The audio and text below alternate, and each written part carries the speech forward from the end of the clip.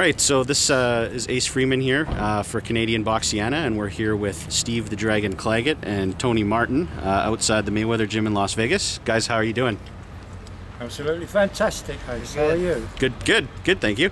So I just wanted to drop in and kind of check up on how you guys are doing. It's been over a month now since the last fight. Steve, do you want to maybe start by telling us a little bit about the big win over Ricky Duenas in Los Angeles? The last fight was good. You know, our training camp was... we had a solid training camp. Everything was just how we wanted. I was in supreme condition, which really helped me in the fight because I actually got knocked down in the first round. And I knew I did my leg strength and I did my running every day, and I was able to recover quickly. And then, you know, second round I put him down, and then fourth round I put him down again. So it was an exciting fight, and the atmosphere in there was electric. Like they were having a good time. So I know it was it was a good fight to show what I can do, and I ended it how I wanted to end it. So it was the first time in your career that you've ever been on the deck, is that correct? Yeah, that's the first time, amateur, professional. So in your life, do you want to tell us a little bit about kind of what was going through your mind when you went down and when you got up?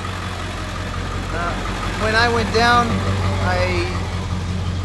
it didn't bug me. I went down. It was like a flash knockdown. I got up. Checked, my legs were a little unsteady for a second, but I recovered quickly because, like I said, I was in top condition. So I knew that I had to get the point back. That's what I thought of as soon as I got up. I got to get that point back, and you know, it didn't bug me. I've always thought about it, like in case it ever happens. I knew what I was going to do, so I just I took it. You know, that's part of boxing, so that's what it was, and I bounced back. What allowed you to flip the switch and make the adjustment to take over the fight so quickly after the knockdown? I was hungry, man. I wanted to win, and I worked on the punch that I put him down with. I worked on, and you know, just all sorts of things. Tony and I worked towards fighting a southpaw, and it came together well because the preparation was there. Can you talk a little bit about the right hand that put him down? I got it. Originally, it was the same punch Pacquiao put down Hatton with, and now I guess Marquez put down Pacquiao with this last Saturday. It was the same punch, overhand right. I set it up with the left jab, and you know, it's just it's a good punch for the southpaw, and I worked on it, perfected it. Well, not perfected it, but I got it down, so it worked for me. And then tell us about the second time you dropped him in the fourth and finishing him off before the fourth round ended there. The second time I dropped him, I think it was the same punch, and you know, that time I knew he was really hurt. First time was a bit of a flash knockdown. Second time he was hurt, and then I had about 45 seconds, and I felt like I was flailing a little bit. I was swinging a little too much. I should have taken a step back and picked my shots a little bit better. But I want to go over the tape, and you know, I'm seeing myself being in that situation again. So next time I'll look for a cleaner finish. Tony, could we maybe get your thoughts on the fight? And you know, were you surprised and/or fairly impressed? Like, did you find anything out about Steve in that fight that you didn't know before, this young in his career? Well, actually, I've known it all along since the first time I met Steve. I knew that he had a great potential. As far as that fight up in Calgary, in Los Angeles, California, yeah. Okay, I was shocked when Steve went down. You know.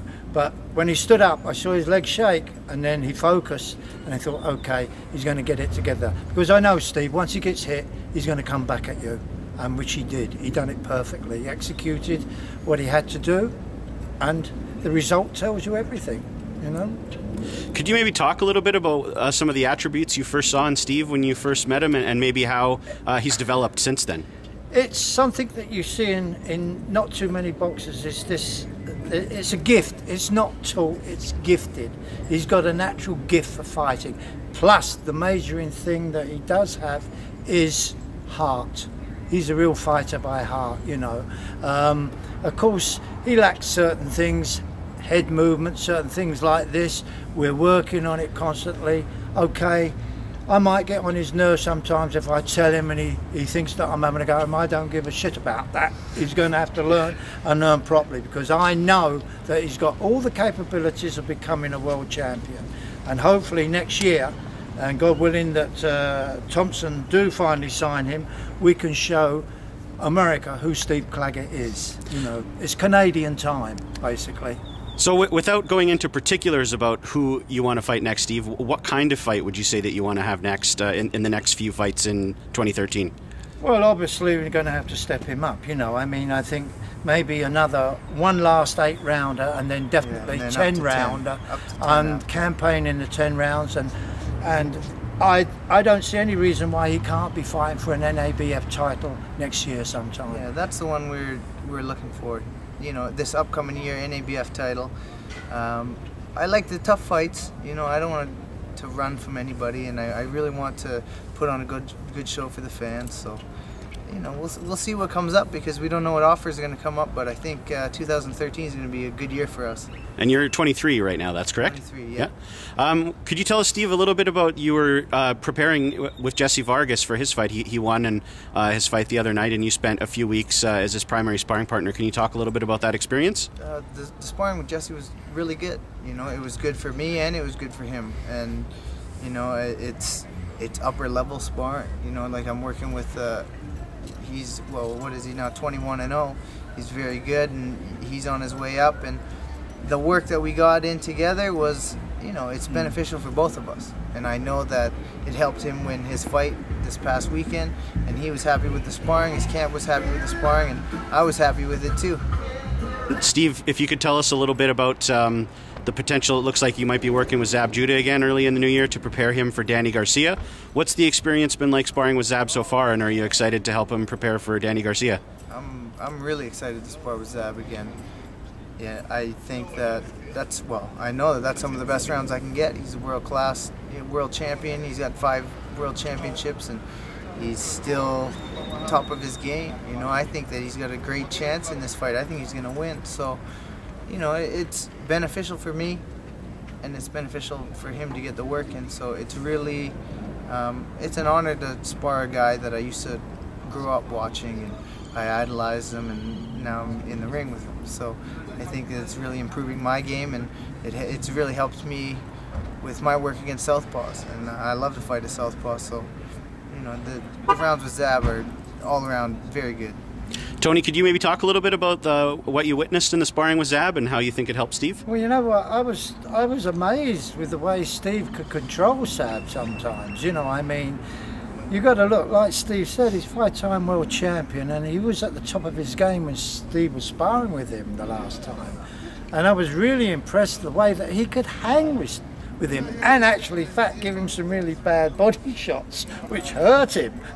Make no mistake about that. And I was overly impressed, and as far as I'm concerned, this is the sort of sparring that Steve should do from now on. You know, he can't get in with someone who's substandard to him, because he's not going to learn anything. You've got to step up and spar with the big boys if you want to go to the top.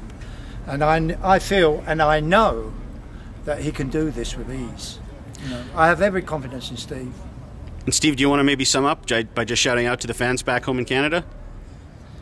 Just shout out to all my fans in Canada. You know, I'm hoping that my fight in January on the 19th, back in my hometown Calgary, comes through, and I hope that I can get that fight, because I'd like to show everyone what I can do. And I know that there will be a following that comes with me when I start fighting out here regularly, start fighting in Vegas or California or New York or wherever the fights, you know, take me. So I want to keep my fan base, and I want to build a bigger fan base, but I appreciate everyone who's always stuck with me. All right, thanks guys. You're welcome.